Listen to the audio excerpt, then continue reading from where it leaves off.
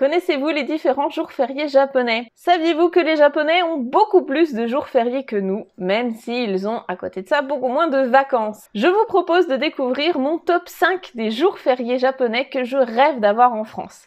C'est juste après ça.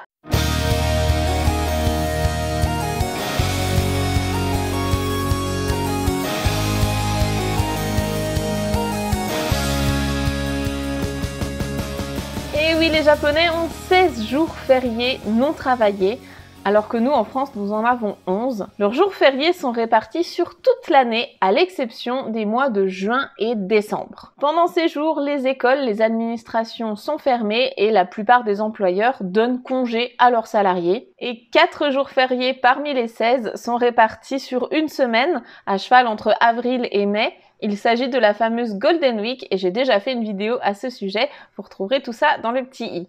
Aujourd'hui, je vais vous parler de mes 5 jours fériés préférés japonais. Je vais vous les présenter dans leur ordre d'apparition dans l'année. On commence tout de suite avec le premier, c'est le Kenkoku Kinen no Hi. C'est le jour de la fondation mythique du Japon. Elle est célébrée le 11 février chaque année. Il s'agit en vérité d'un jour férié qui est basé sur un mythe. Ça se serait passé en moins 660 avant Jésus-Christ.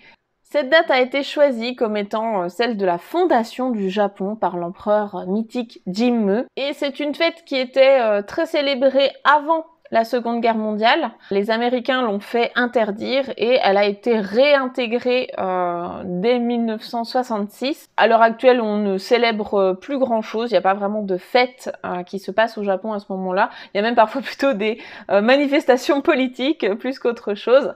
Moi, je l'ai intégrée dans ce top 5 parce que je trouve que c'est vraiment très stylé en fait d'avoir un jour férié qui est basé sur une légende. Donc la célèbre légende de la fondation du Japon.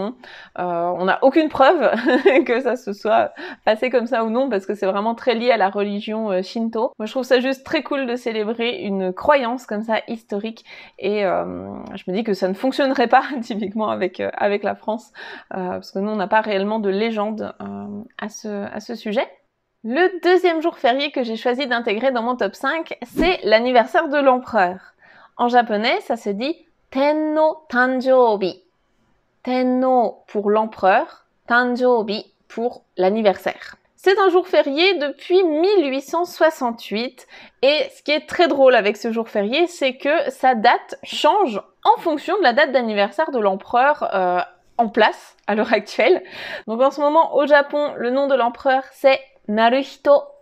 Naruhito et son anniversaire c'est le 23 février. Sauf que avant ça, le précédent empereur Akihito, son anniversaire était le 23 décembre. Ce qui fait que, du coup, d'une année à l'autre, en fonction de l'empereur en place, eh bien, le jour férié ne sera pas le même. Donc je trouve ça très drôle d'avoir un jour férié qui peut se balader dans l'année. En fonction d'une personne, c'est assez stylé. Et bien ce jour-là, il y a une cérémonie spéciale qui a lieu au Palais Impérial et on peut exceptionnellement le visiter. Il est ouvert au public. Voilà, le reste de l'année, c'est fermé. Je me dis que ça ne fonctionnerait pas bien ce genre de choses en France parce que imaginez si on célébrait l'anniversaire du président de la République et que l'Élysée était ouvert une fois par an. Voilà, je pense que ce serait un petit peu la cata chez nous, mais je trouve ça très drôle que ça fonctionne comme ça au Japon, donc je voulais vous en parler.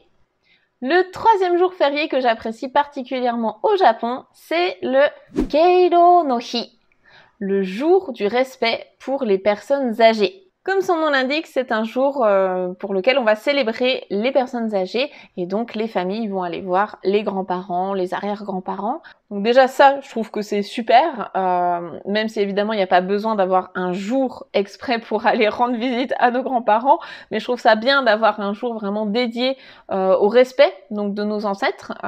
C'est quand même top, je trouve, à inclure dans une culture. Et la petite anecdote que j'aime beaucoup qui est en lien avec ce jour férié, c'est que depuis 1963, le gouvernement japonais offre une coupe à saké qui est en argent à chaque personne qui a plus de 100 ans. Donc en 1963, quand ça a été mis en place, il y avait que 153 personnes qui en bénéficiaient. Sauf que avec le vieillissement de la population comme on le connaît, eh bien à l'heure actuelle, ils sont plus de 30 000 au Japon à être centenaires. Ce qui fait que ça demande énormément d'argent au gouvernement japonais pour maintenir cette tradition. Donc ce qu'ils ont fait pour réduire un petit peu les coûts, c'est que la coupe en argent a réduit en taille. Donc elle est beaucoup plus petite qu'avant. Voilà, je trouve ça assez rigolo que du coup, il y a tellement de personnes âgées au Japon que ça revient très cher de maintenir ce genre de tradition. Donc ils sont aussi en train de discuter, savoir s'il faut garder cette tradition ou bien la changer, la stopper. Et ce jour férié tombe à chaque fois le 3e lundi de septembre. Le 4e jour férié que j'adorerais avoir en France, c'est le Taiiku no Hi.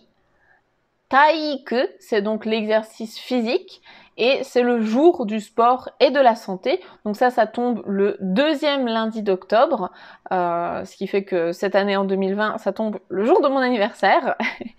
Et ce que j'aime beaucoup avec ce jour férié, c'est que du coup, on va célébrer des choses aussi simples mais fondamentales que le sport et la santé. Alors je suis une piètre sportive, mais honnêtement, si on avait eu ce genre de jour férié, et puis surtout, si on avait eu dans notre culture vraiment l'importance de faire du sport, d'avoir une bonne santé, voilà, de se prendre en main, je pense que ça aurait changé beaucoup de choses dans ma vie. Et les célébrations pour ce jour férié, c'est dans les écoles notamment, on va organiser des festivals en rapport avec le sport sous la forme de mini-jeux olympiques. Il va y avoir une parade avec toutes les classes participantes. Je pense que vous avez déjà vu ça dans des animés notamment. Donc voilà, je trouve que c'est un jour férié qui est très cool, notamment pour les jeunes. Et le dernier jour férié dont je voudrais vous parler aujourd'hui, c'est de loin mon préféré. C'est le Bunka no Hi, le jour de la culture. Ça tombe le 3 novembre et comme son nom l'indique, le jour de la culture, il a pour but de promouvoir les arts, la culture et les disciplines universitaires. Donc notamment dans les universités, mais aussi dans les écoles, les lycées, on va avoir des expositions, des défilés, des cérémonies qui vont mêler donc artistes, chercheurs aussi.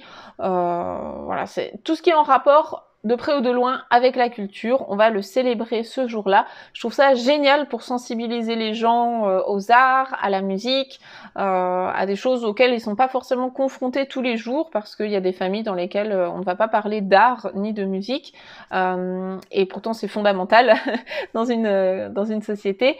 Donc je trouve ça super de pouvoir célébrer ça ce jour-là, de forcer entre guillemets un petit peu tout le monde à s'inclure dans cette culture, à former quelque chose, à fabriquer quelque chose et du coup à célébrer ça. Je me dis que ce genre de jour férié devrait être même universel. On devrait avoir ça dans tous les pays du monde. Je ne sais pas ce que vous en pensez. Justement, j'aimerais bien que vous me donniez vos avis en commentaire.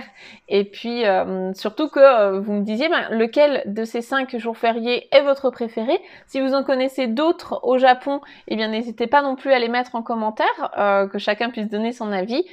Si cette vidéo vous a plu et que vous avez appris des choses, merci de mettre un petit pouce en l'air et de vous abonner à la chaîne, histoire de ne pas louper les prochaines vidéos qui vont sortir sur la chaîne. Et pour toutes les personnes qui veulent se lancer dans l'apprentissage du japonais, eh bien j'ai un guide gratuit que vous pouvez télécharger donc gratuitement sur mon blog. Le lien est dans la description. C'est un petit guide pour vous aider à acquérir les bases du japonais. Sur ce, je vous dis à bientôt. Matane, bye bye!